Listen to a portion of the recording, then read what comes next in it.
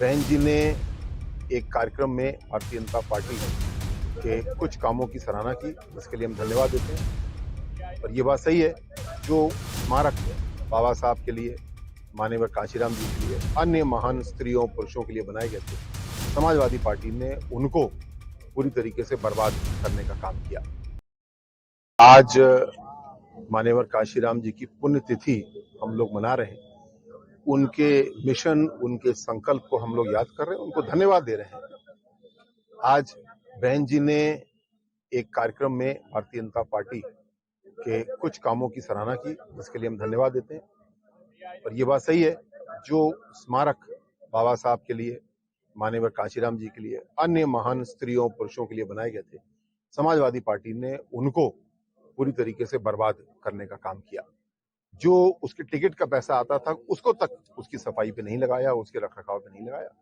इसके विपरीत योगी जी ने इन स्मारकों को, सभी ऐसे संस्थानों को बेहतर किया है, वहां के रखरखाव को अच्छा किया है, सुरक्षा व्यवस्था बढ़ाई है, लाइटें सारी जलती हैं, और साथ साथ जो लोग वहां पे आते हैं उनको अनुभव अच्छा मिले, वो पूरी सामाजिक न्याय की यात्रा के बारे में जान सकें, काम किया। अखिलेश यादव जी की बहन जी ने आलोचना की, मैं इससे बिल्कुल सहमत हूं। जब आपके पास मुख्यमंत्री के कलम की ताकत थी, तब तो आपने कांशीराम जी के नाम पे जो जिला था, वहां से उनका नाम काट दिया। आपने एक मेडिकल संस्थान सहारनपुर का, एक विश्वविद्यालय लखनऊ में कांशीराम जी का नाम उसके ऊपर था, आपने काट दिया।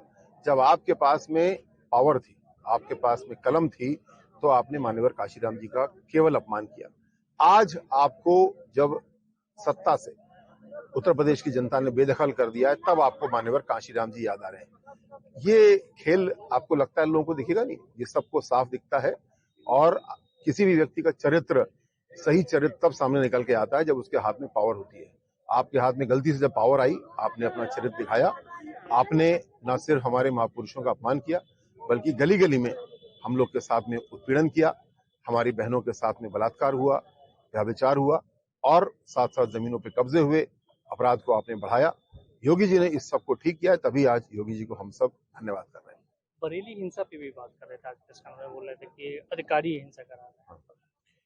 बरेली की जो हिंसा है, या जो भी आई लव मोहम्मद के अभियान को चला के हिंसा हो रही है, धर्म की स्वतंत्रता हमारा संविधान देता है, अभिव्यक्ति की स्वतंत्रता भी हमारा संविधान देता है, लेकिन इसका मतलब ये नहीं है कि हम जब चाहे जहां शक्ति प्रदर्शन करने के लिए जुलूस निकालेंगे। पिछले 2-3 शुक्रवार से कई जगहों पे इस प्रकार के जुलूस निकाले जा रहे हैं, ये गलत है। क्यों? क्योंकि किसी धार्मिक आयोजन पे इकट्ठे लोग, उनका अचानक बिना अनुमति के जुलूस बना देना एक शक्ति प्रदर्शन दिखाने की कोशिश है, और ये उत्तर प्रदेश में स्वीकार्य नहीं है। जो भी ऐसा कर रहे हैं, चाहे बरेली में हुआ, चाहे कन्नौज में हुआ, उनके खिलाफ कार्रवाई होगी। आपको कोई आयोजन करना है, उसकी अनुमति लीजिए, उसके बाद में करिए। इस प्रकार बिना अनुमति के गैर कानूनी आयोजन किसी तरीके से नहीं होने दिए जाएंगे। अधिकारियों को टारगेट कर रहे हैं इस समय, मौजूदा समय में अधिकारियों के ऊपर आरोप लगा रहे हैं कि दंगाधिकारी करा रहे हैं, बड़ी पोस्टिंग के लिए बड़े जिले मिले। जो दंगे हुए समाजवादी पार्टी के सरकार के समय, हम सब जानते हैं किस तरीके से आजम खान जी द्वारा, सपा की सरकार द्वारा स्वयं मुजफ्फरनगर के दंगे को भड़काया गया, हमारे कन्नौज को दंगे की आग में झोंका गया।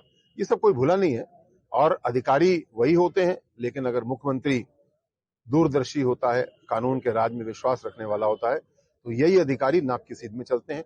और अगर मुख्यमंत्री ढुलमुल होता है, किसी एक धर्म जाति की ओर झुकने वाला होता है, तो अधिकारी भी फिर वैसे ही काम करने लगते हैं। ये हम सब जानते हैं।